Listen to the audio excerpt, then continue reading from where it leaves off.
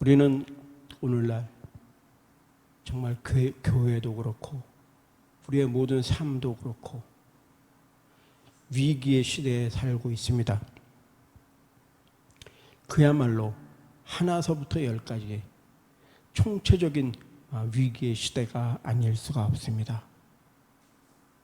우리가 이 총체적인 위기의 시대를 극복하기 위해서는 역설적으로 우리는 말씀을 통하여, 특히 오늘 본문 사도행전을 통하여 교회의 시작을 배우고 또 알아야 합니다. 사도행전을 한마디로 처음부터 보면은 초심이라는 것입니다. 초심으로 돌아가야 한다는 것입니다. 이 초심을 위하여, 이 초심을 돕기 위하여 성령님께서 역사를 하셨습니다. 성령의 역사에는 항상 악한 원수 마귀의 역사도 동반되는 것입니다. 근데 초대교회에는 그 악한 마귀의 괴계에도 굴복하지 않는 정말 끈질긴 그런 생명력으로 계속 성장되어 왔습니다. 오늘 본문의 말씀에 1절에 그때 제자가 더 많아졌는데 라고 시작을 알리고 있습니다. 지금 초대교회에는 엄청난 박해와 핍박에도 불구하고 제자의 수가 더 많아졌다고 했습니다. 중세시대에는 더 많은 박해가 있었습니다. 오늘날도 조금 모습은 틀리지만 마귀의 권세가 교회 안에까지 침투하여서 성도들은 물론이거니와 목회자들까지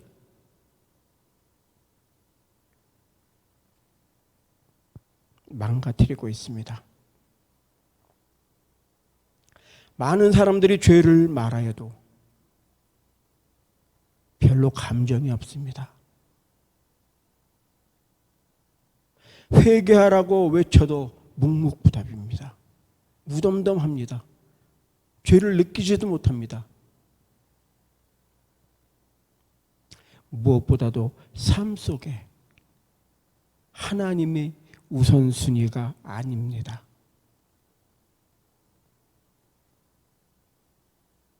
하나님은 분명히 질서의 하나님이신데 이미 교회는 무질서의 시대로 접어들었습니다.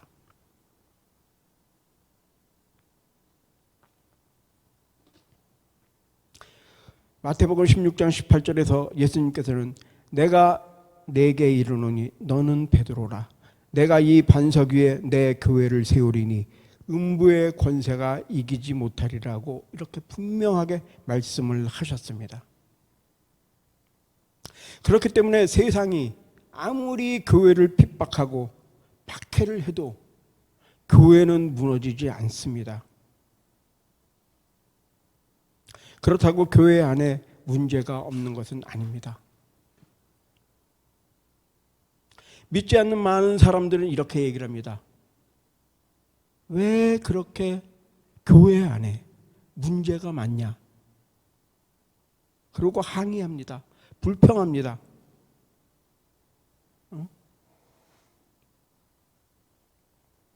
교회가 더욱 공평하고 평등해야 하는데 왜 교회에서도 빈부의 차, 배우고 못 배운 그 지식의 차,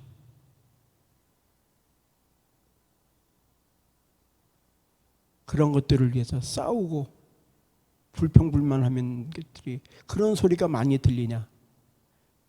이런 소리들을 합니다. 또 실제로 교회 안에서도 많은 성도들이 교회의 불만을 품고 또 성도들 간의 갈등을, 목회자와의 갈등 때문에 이 교회 저 교회 옮겨 다닙니다.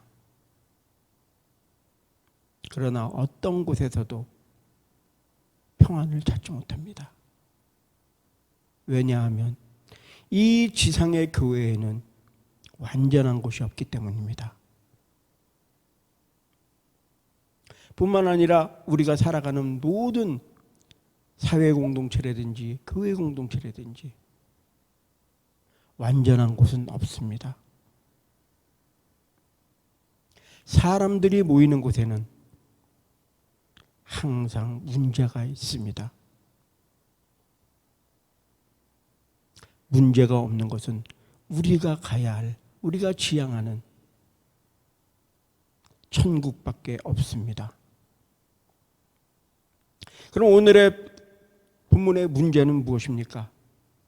바로 원망이었습니다. 1절에 보시면 헬라파 유대인들이 자기의 과부들이 그 매일 구제에 빠짐으로 히브리파 사람을 원망한대라고 이렇게 기록되어 있습니다. 헬라파 유대인들은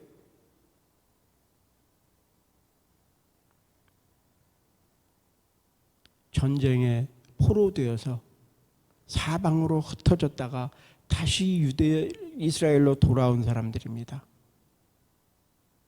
히브리파 유대인들은 이스라엘에서 태어나서 그 땅에서 성장하고 살아가는 그런 유대인들을 가리킵니다. 다시 말해서 히브리파 유대인들은 박힌 돌이고 헬라파 유대인들은 굴러 들어온 돌입니다. 그런데 교회 공동체 안에서 히브리파, 헬라파가 이렇게 혼합해서 살다 보니까 자연스럽게 자기들끼리 뭉치고 자기들끼리 이렇게 행동하는 그런 문화가 생겨났습니다. 그런데 아무래도 히브리파 유대인들이 다수이다 보니까 헬라파 유대인들은 소외감이나 또는 어떤 열등감을 가지게 되었던 것입니다. 다시 말해서 교회 안에서 히브리파 유대인들은 목소리가 큰 반면 헬라파 유대인들은 목소리가 작았습니다. 바로 그 작은 소리가 원망이고 불평인 것입니다.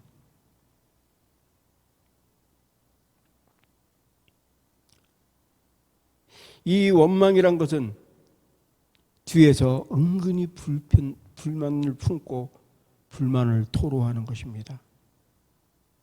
무슨 조직적으로 하는 것이 아니고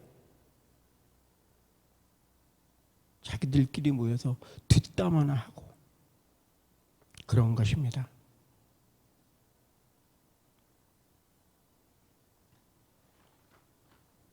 흔히 사람은 원망의 소리가 들리면 이렇게 반응을 합니다. 뭐가 그렇게 불만이 많아? 사람이 하는 일인데 때로는 그럴 수도 있지. 그러면서 얼버무리려고 하는 그런 경향이 있습니다. 그런데 우리가 그 무시할 수 있는 그 작은 오늘의 그 헬라파의 작은 그 불만의 소리를 사도들이 들었다고 했습니다. 디모데전서 5장 9절에서 14절에 보면 과부를 구별하는데 젊은 과부와 늙은 과부를 나이 60을 기준으로 구별해야 했습니다. 고린도전서 7장에 보면 가능하면 젊은 과부, 즉 60세 이하의 과부는 재혼을 하도록 권고하였고 늙은 과부에게는 요즘 말로 생활보호 대상자로 그렇게 나뉘어서 정말 생활력이 없다. 그래갖고 그 사람들에게 특별 보호를 취했습니다. 그런데 초대교회의 문제는 이 나이 많은 나이 들어서 생활력이 없고 병들고 약한 그 과부들을 구제하는 데에서 생겨났습니다. 사도들의 전한 복음을 듣고 많은 사람들이 모여왔는데 그 중에는 나이 먹어서 의지할 데 없고 가난해서 생활하기가 정말로 힘든 그런 나이 먹고 불쌍한 과부들이 있었습니다. 교회는 이런 사람들에게 먹을 것과 입을 것을 나누어 주었습니다.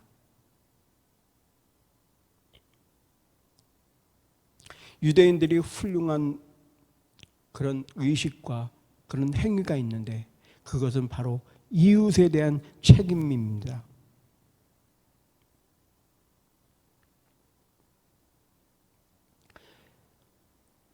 부자 이웃에 대한 책임보다는 가난한 사람들에게 대한 책임입니다. 그들은 주위에 헐벗고 굶주린 사람이 있으면 그냥 내버려 두는 법이 없습니다. 그들에게는 쿠바라고 하는 아주 좋은 그런 행위가 있었습니다. 그 쿠바는 매주 금요일 되면 아침에 정말 교회가 인정하고 많은 사람들이 인정하는 그런 공인된 사람들이 시장에 갑니다. 가게마다 들릅니다. 각 가정마다 돌아다니면서 그 가난한 과부들에게 나누어줄 돈과 옷이나 먹을 것을 거둡니다. 그것을 가지고 오면 또 다른 사람들이 그것을 공평하게 나누어서 가난한 사람들에게 분배하는 그런 것입니다. 하루에 2끼 먹는 것을 계산해서 일주일에 14끼 먹을 정도의 식량이나 돈이나 옷을 나누어 주었습니다. 이 쿠바라는 말은 바구니, 광줄이라는 뜻입니다. 이렇게 정기적으로 하는 쿠바 외에 갑자기 뜻하지 않은 어려운 일이 생기면 불우한 이웃을 돕는 구제헌금도 있었습니다. 아주 오래전에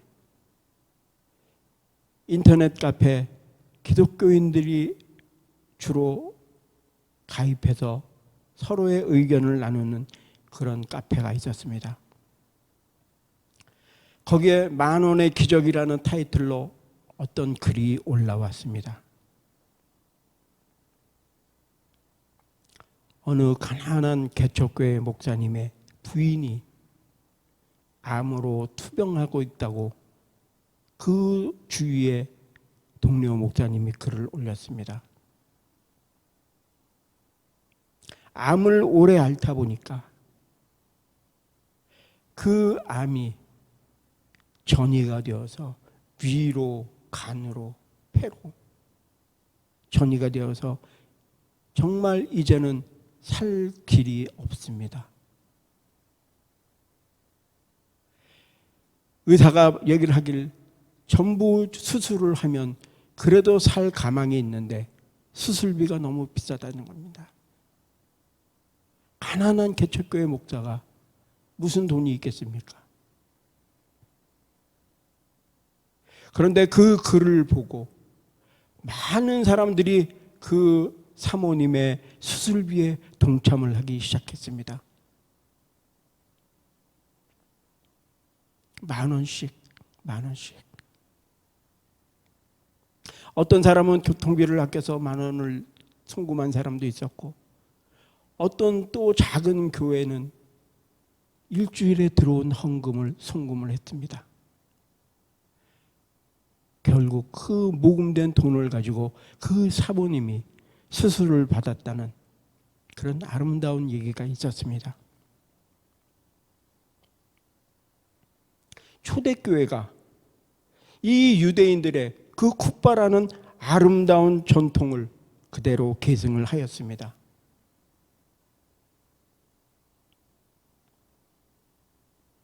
그런데 그 구제를 편협하게 했다는 것입니다. 그래서 오늘 그 헬라파 유대인들이 불만을 터뜨린 것입니다. 이 원망의 문제를 풀기 위해서 12사도들이 주체가 되어서 회의를 했습니다. 회의를 하면서 가장 먼저 한 것이 바로 철저한 자기 반성입니다. 우리가 하나님의 말씀을 제쳐놓고 접대를 일삼는 것이 마땅치 아니하니라고 이렇게 얘기합니다. 사람들은 자기의 허물을 감추려고 남의 허물은 어떻게 해서든지 드러내려고 합니다. 내 잘못, 자기의 잘못을 용감하게 고백하는 그런 사람이야말로 진정으로 하나님의 사람인 것입니다. 하나님께서 기뻐하시는 사람들입니다.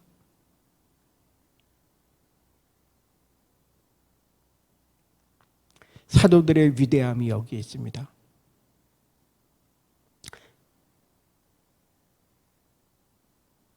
우리는 우리 자신을 돌아볼 그럴 시간이 필요합니다. 이것을 초심을 찾는다고 말합니다.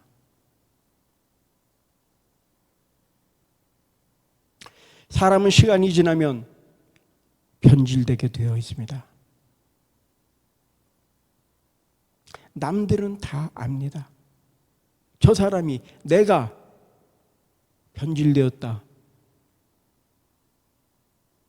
정작 자기 자신만은 절대로 변하지 않았다고 그렇게 강변을 합니다. 내가 변한 것은 좋게 변하든 나쁘게 변하든 남들이 더 먼저 아는 법입니다.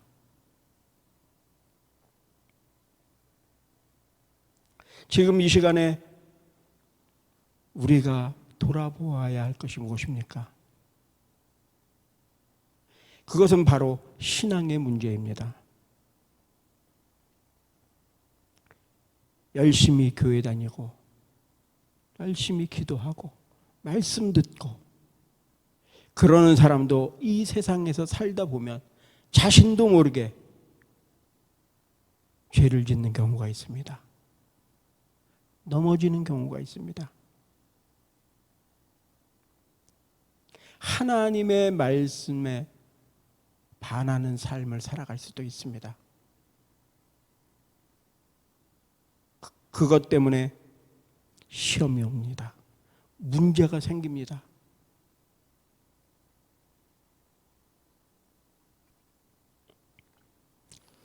그럴 때는 신앙과 삶의 표준이 되는 하나님의 말씀에 돌아가야 합니다.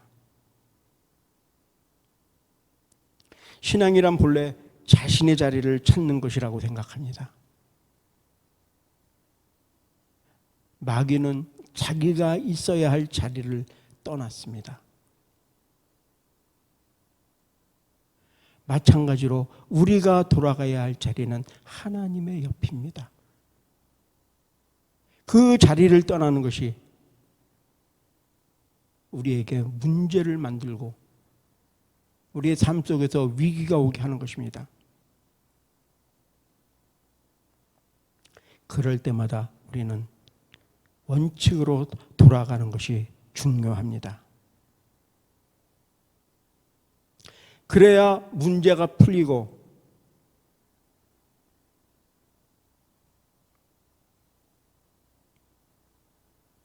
나의 삶이 편안해지는 것입니다. 물론 교회에서 구제하는 것 중요합니다. 나누는 것도 중요합니다. 봉사하는 것도 중요합니다. 모두 다 중요하지만 가장 중요한 것은 바로 말씀 선포입니다. 왜 그럴까요? 하나님의 말씀만이 죽어가는 사람들을 살릴 수 있기 때문입니다. 죄에 빠져 있는 사람들을 거듭나게 할 수 있기 때문입니다. 하나님의 말씀을 통해서만 진정한 변화가 일어날 수 있기 때문입니다. 사도들은 말씀을 제대로 가르치지 않았기 때문에 교회에서 원망이 터져 나왔다는 사실을 깨달았습니다. 교회의 최고의 권위는 바로 말씀을 선포하는 그런 권위입니다. 하나님의 말씀이 올바로 선포되면 언젠가는 삶이 바뀌고 인격이 변하고 모습이 변하게 됩니다.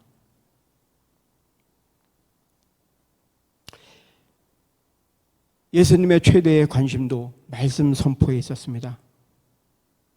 마태복음 28장 20절에서 내가 너희에게 분부한 모든 것을 가르쳐 지키게 하라.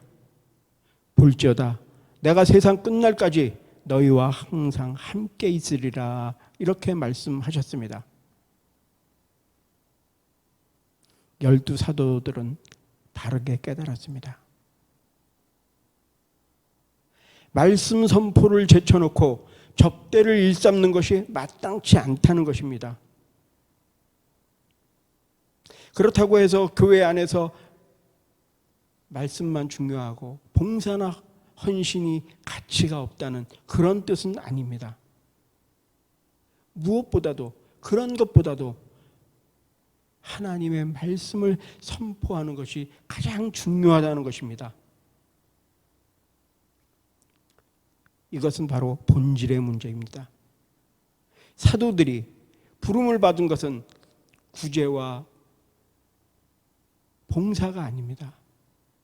하나님의 말씀을 전파하고 가르치는 것이 사도들을 부르신 목적입니다. 오늘날의 많은 교회의 문제는 대부분이 재정에, 즉 돈에 연관된 문제들입니다. 목회자는 목회자대로, 장로는 장로대로 교회의 재정을 사금고하기 혈안이 되어 있습니다. 자기 주머니 채우기 위하여 혈안이 되어 있습니다. 목회자는 교회에서 정해진 대로 그 범위 안에서 재정을 사용하고, 장로는 장로대로 정해진 범위 안에서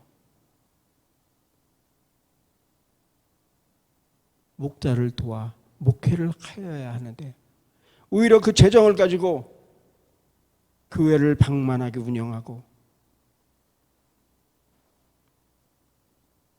자기들의 먹고 사는 데 사용을 하고 있습니다. 교회 세습도 근본적으로는 돈의 문제입니다. 재정의 문제입니다. 재정이 많은 교회, 그것을 자식에게 세습해 주려고 그런 것들이 교회의 문제점을 대두되고 있습니다. 어떤 교회에서는 은퇴하는 목회자들에게 은퇴하는 목사가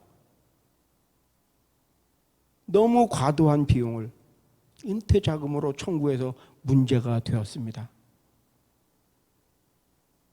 또 어떤 교회에서는 재정 문제로 목회자들을 내쫓는 일도 비일비재합니다. 모두 다 돈의 노예가 되어가고 있는 그런 시점입니다.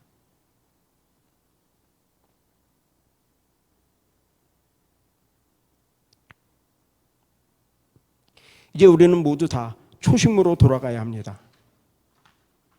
내 신앙, 내 믿음의 주소가 지금 어디쯤에 와 있는가를 돌아보아야 합니다. 생각해 보아야 합니다. 정말 이대로 좋은가?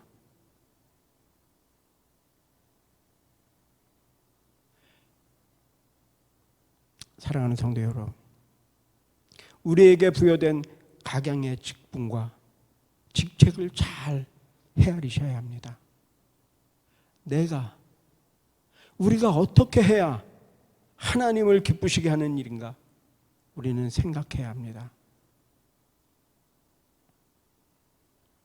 정말로 지금 내가 하는 일이 하나님께서 기뻐하시는 일이라 생각된다면 정말 나의 모든 것을 다 바쳐서 그 일에 매진해야 합니다. 정말 하나님의 나라를 확장시키고 교회를 성숙하게 만드는 말씀대로 모든 것이 협력하여 선을 이루어 나가는 저와 여러분이 되시기를 주님의 이름으로 간절히 축원드립니다. 기도하겠습니다.